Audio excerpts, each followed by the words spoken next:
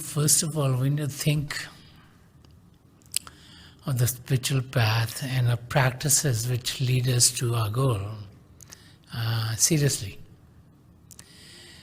So, when we are asked to meditate for 2.5 hours, then we need to be able to spend that time in good and proper meditation. Thoughts are going to be coming to us because the mind doesn't want us to know God. So its mechanism is to send thoughts to us. So we need to train ourselves to get to the state of no thoughts. And that comes only with Simran. See, when our attention on God gets stronger, which is what Simran does. Simran is repeating God's name. So when we repeat God's name, then our focus on God gets stronger. So when our attention on God gets stronger, then thoughts are not going to come to us. Because there's more power in being focused on God than what thoughts can produce for us. So the key is to do your Simran regularly, properly, well, so that it sets in very well. And when the Simran sets in well, then thoughts are not going to come to us. So it's a question of practicing the technique, of focusing on the basics of the technique, of being conscious of concentrating within properly. It's the same thing with other aspects. Let's say we're doing seva. Then we need to be focused on the seva well. When we do the seva, it should be done lovingly. It should be done because we want to help someone, not because we are forced to help someone.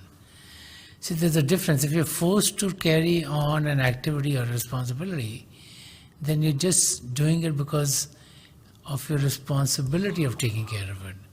But seva should be something which comes naturally to us. It's something which makes us do something to help someone else because we want to help someone else.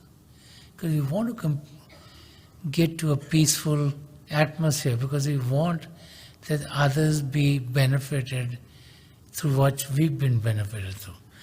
And so when we do seva, we need to do it with that aspect.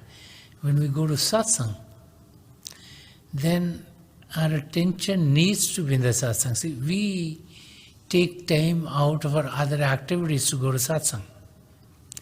So when we do go to satsang, and if we get there and we're thinking about other things or our attention something else, then we're not truly gaining from being there.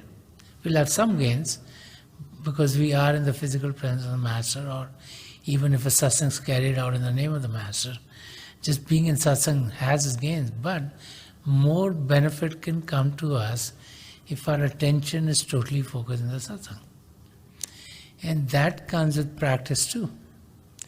When we are in the satsang, with the Master being in the physical form, then we need to keep all of our attention in the eyes of the Master. And when we train ourselves to do it, we need to do it consciously, and at that time our attention should be so focused that no other thoughts can come to it. It all comes with practice.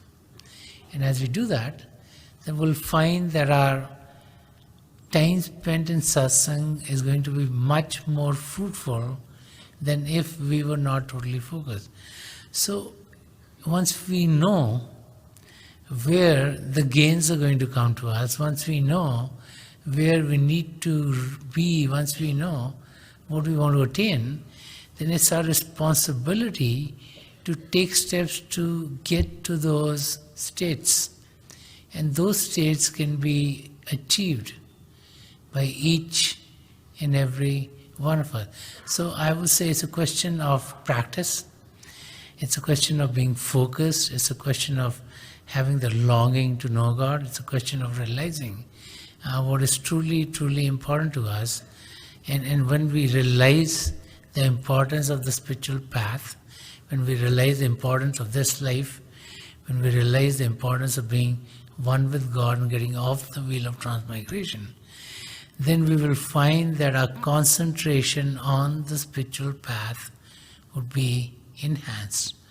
And as that happens, then our journey back home is going to be a loving, a caring, and a fruitful journey.